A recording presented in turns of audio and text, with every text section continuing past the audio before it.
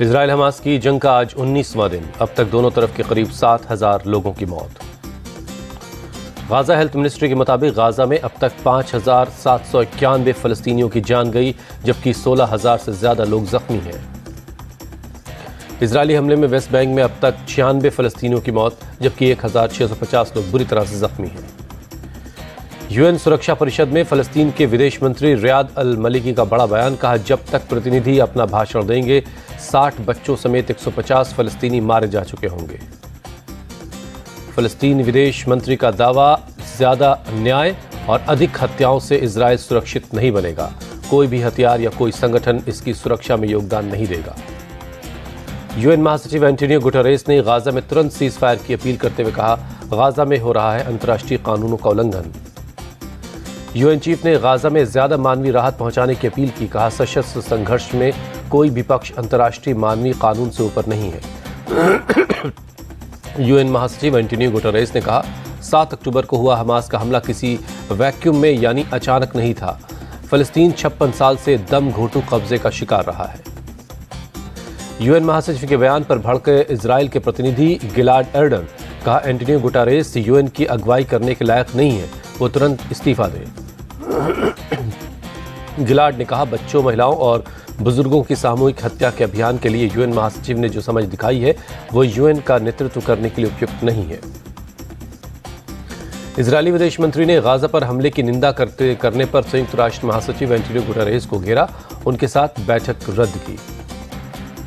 Israeli विदेश मंत्री Eli Cohen ने यूएन महासचिव पर 7 अक्टूबर के हमले का समर्थन करने का आरोप लगाया। कहा, इजराइल ने हमास के हमले का जवाब दिया। इजरायली विदेश मंत्री ने एक्स पोस्ट में भी यूएन महासचिव पर हमला किया।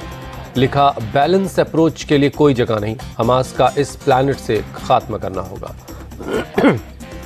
यूएन सुरक्षा परिषद की बैठक में हमास पर बरसे इजराइल के विदेश मंत्री।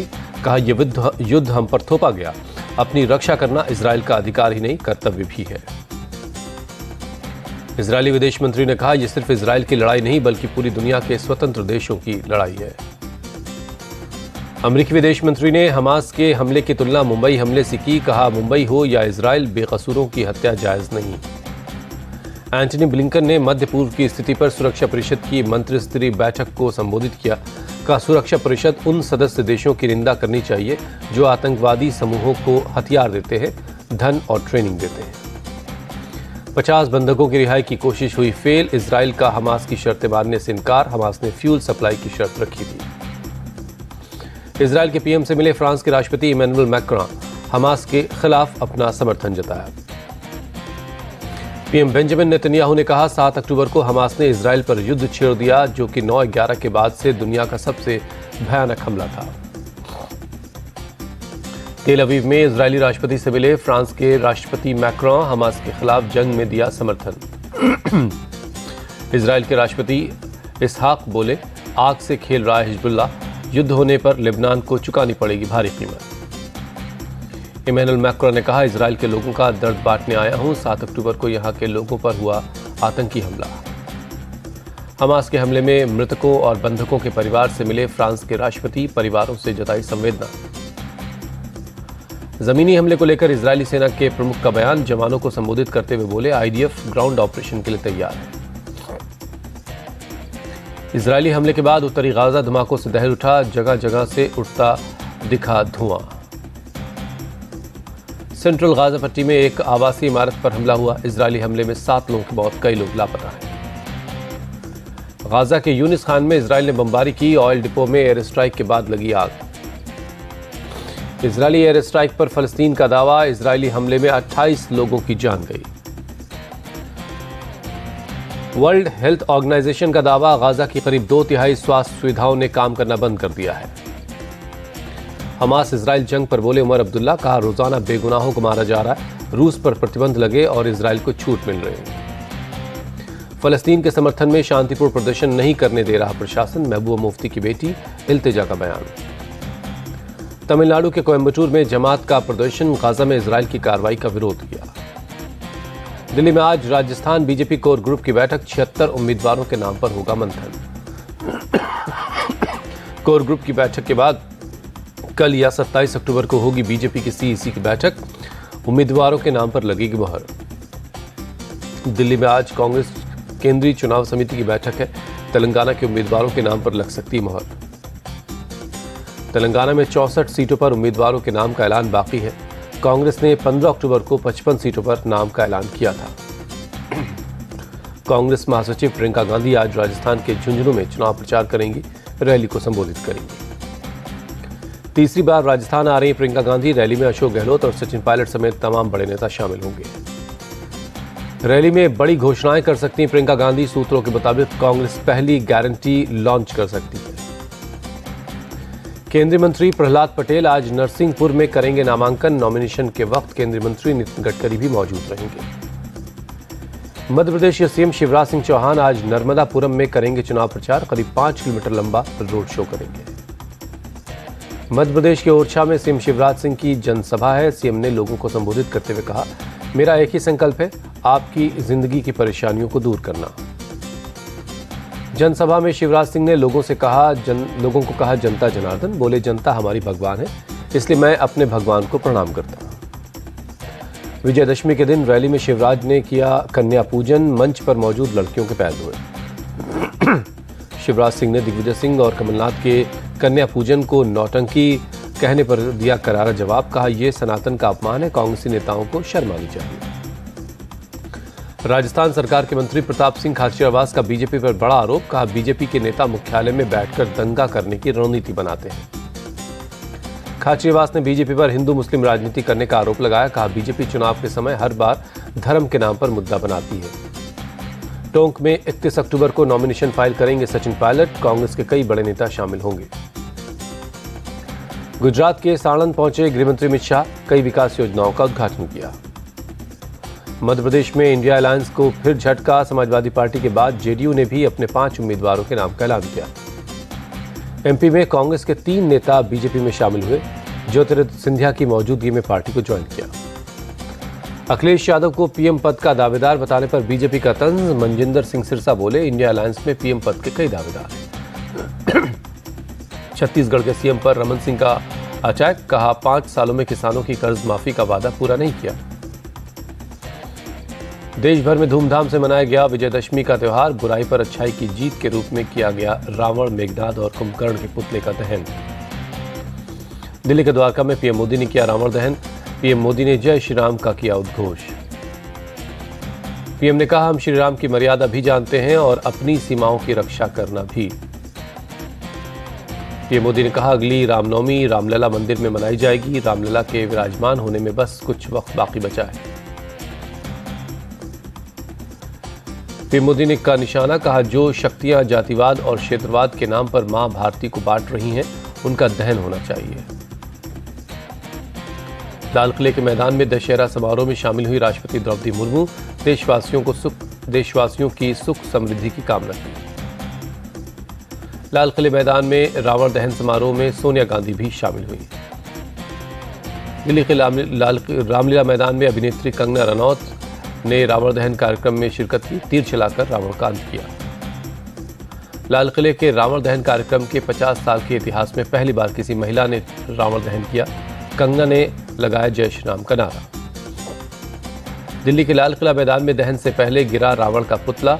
आयोजकों ने क्रेन के जरिए दोबारा पुतले को खड़ा किया। देहरादून में 131 फीट का रावण जलाया गया। सीएम पुष्कर सिंह धामी रावण दहन कार्यक्रम में शामिल हुए। ओडिशा के ढेकनाल में किया गया रावण दहन। जमकर हुई आतिशबाजी। केंद्रीय मंत्री धर्मेंद्र प्रधान कार्यक्रम में शामिल हुए। जम्मू कश्मीर के श्रीनगर में भी मनाया गया विजयदशमी। रावण, कुंभकर्ण, मेघनाद के पुतले को जलाया गया। उद्धव ठाकरे का सीएम शिंदे पर अटैक। सीता की तरह किया गया हमारी पार्टी का हरण। हिम्मत है तो मराठाओं को इंसाफ दो। शिंदे गुट शिवसेना का विपक्ष पर निशाना। उद्धव ठाकरे को दिखाया गया रावण। 10 सिर में दिखे इंडी गठबंधन के नेता। जोधपुर में सीएम गहलोत भगवान राम, सीता, लक्ष्मण को तिलक किया। उन्होंने रावण दहन कार्यक्रम में शामिल हुए। छत्तीसगढ़ के रायपुर में रावण दहन समारोह हुआ। सीएम भूपेश बघेल कार्यक्रम में शामिल हुए। पटना में रामलीला मैदान में जला 70 फीट ऊंचा रावण। बुराई पर अच्छाई की जीत हुई। पंजाब के होशियारपुर में रावण दहन हुआ। सीएम भगवंत मान कार्यक्रम में शामिल हुए। विजयदशमी पर गोरखपुर में निकाली गई शोभा यात्रा। सीएम योगी आदित्यनाथ शोभा यात्रा में शामिल हुए। विजयदशमी पर शरद गुट ने शुरू किया हर घर राष्ट्रवादी अभियान। पार्टी संगठन से नए लोगों को जोड़ना इसका मकसद है। मां वैष्णो देवी के दरबार में बाबा बागेश्वर सनातन धर्म के उत्थान की कामना की। रामेश्वरम के रामनाथ स्वामी मंदिर में मनाया गया दशहरे का उत्सव। शहर से निकाली गई झांकियां, बड़ी संख्या में लोग शामिल हुए। हिमाचल प्रदेश के कुल्लू में कुल्लू दशहरा की शुरुआत हुई। भगवान रघुनाथ की रथ यात्रा में हजारों लोग शामिल हुए। कुल्लू दशहरा में 300 से ज्यादा देवी देवता होते हैं शामिल। दशहरा में 15 देशों के कलाकार प्रस्तुति देंगे। कुल्लू दशहरा के लिए सुरक्षा के कड़े इंतजाम। 1300 पुलिस के जवान, 110 से ज्यादा सीसीटीवी कैमरे लगाए गए। हिमाचल प्रदेश के बिलासपुर में दुर्गा मूर्ति विसर्जन। बीजेपी के राष्ट्रीय अध्यक्ष जेपी नड्डा कार्यक्रम में शामिल हुए। तमिलनाडु के मदुरई में मीनाक्षी अम्मन मंदिर में मनाया गया विजयदशमी। 108 महिलाओं ने वीणा बजाकर सेलिब्रेट किया। रजनीकांत की फिल्म जेलर के खूंखार विलेन विनायकन को केरल पुलिस ने गिरफ्तार किया। Ernakulam town north police station में हंगामा करने का आरोप। विनायकन के अपार्टमेंट में कुछ विवाद की वजह से पुलिस ने उनको तलब किया था। नशे की हालत में थाने पहुंचकर उन्होंने काफी हंगामा किया। विनायकन पर एक महिला इंस्पेक्टर के साथ बहस करने का भी आरोप है। गिरफ्तारी के बाद मेडिकल टेस्ट के लिए भेजे गए। महाराष्ट्र के भिवंडी में बड़ा हादसा। देर रात एक फैक्ट्री में बॉयलर फटने से भीषण आग लग गई। फायर ब्रिगेड की गाड़ियों ने कड़ी मशक्कत के बाद आग पर काबू पाया। पूरी फैक्ट्री जलकर खाक हो गई है।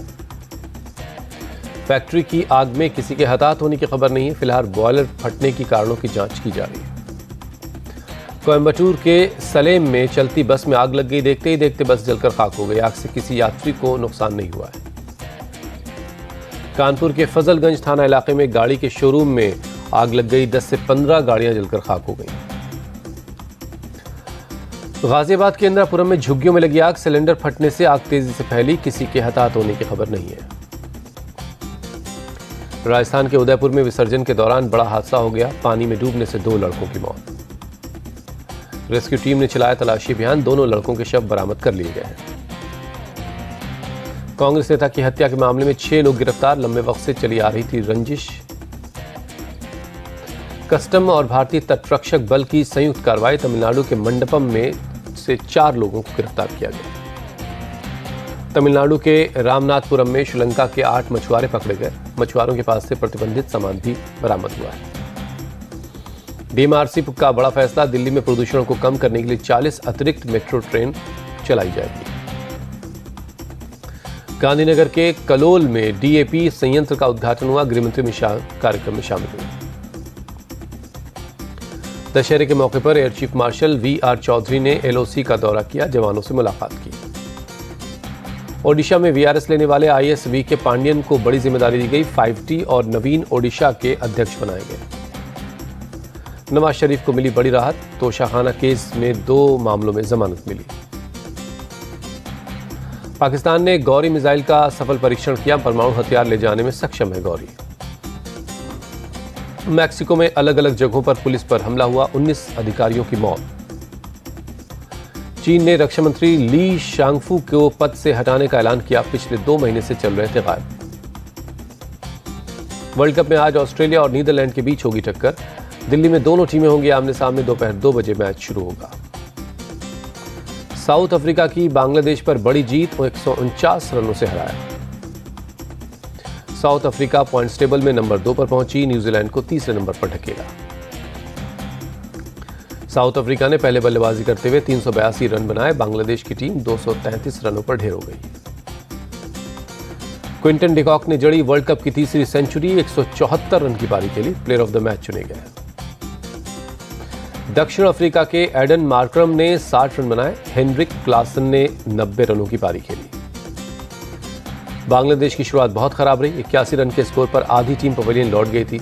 महमूदुल्लाह ने एक छोर संभाल रखा था। बांग्लादेश के लिए महमूदुल्लाह रियाद ने 111 रन बनाए। टीम को जीत दिलाने में नाकाम रहे। साउथ अफ्रीका के लिए गिराल्ड कोटजे ने 3 विकेट लिए। यानसेन रबाडा और लिजार्ड विलियम्स को 2-2 विकेट मिला। शाकिब अल हसन ने खराब गेंदबाजी को हार के लिए जिम्मेदार ठहराया। कहा, हमारे पास क्लासेन को आउट करने का कोई जवाब नहीं था। हिमाचल प्रदेश के मैक्लोडगंज पहुंची न्यूजीलैंड क्रिकेट टीम तिब्बती धर्मगुरु दलाई लामा से मुलाकात की। वर्ल्ड कप में पाकिस्तान की लगातार तीसरी हार के लिए पूर्व क्रिकेटर ने बाबर आजम को दोषी ठहराया। बाबर को हटाकर शाहीन अफरीदी को कप्तानी सौंपने की मांग की। मुंबई में 2 नवंबर को भारत और श्रीलंका मैच के दौरान फैंस को मिलेगा मुफ्त पॉपकॉर्न और कोल्ड ड्रिंक। एमसीए अध्यक्ष अमोल काले का बड़ा ऐलान। सिंधु और सात्विक चिराग फ्रेंच ओपन के दूसरे दौर में पहुंचे। पीवी सिंधु ने इंडोनेशिया की शटलर को मात दी। मलेशिया की महिला हॉकी टीम रांची पहुंची। टीम का गर्मजोशी के साथ स्वागत किया गया। शूटर सरबजोत सिंह ने एशियन शूटिंग चैंपियनशिप में जीता ब्रॉन्ज। पेरिस ओलंपिक के लिए हासिल किया कोटा। एशियन पैरा गेम्स में भारत का शानदार प्रदर्शन। 9 गोल्ड समेत अब तक 34 मेडल जीते। तारा सुतारिया फिल्म अपूर्वा से 15 नवंबर को करेंगी ओटीटी पर डेब्यू। राजपाल यादव और अभिषेक मुखर्जी भी अहम रोल में नजर आएंगे। शाहिद कपूर की देवा का फर्स्ट लुक रिलीज हुआ। हाथ में पिस्तौल लिए नजर आ रहे शाहिद। अगले साल 11 अक्टूबर को फिल्म रिलीज होगी। लियो फिल्म निर्देशक ने 2 कार्यक्रम किए रद्द। पलक्कड़ के अरोमा थिएटर पहुंचने पर हो गए थे जख्मी।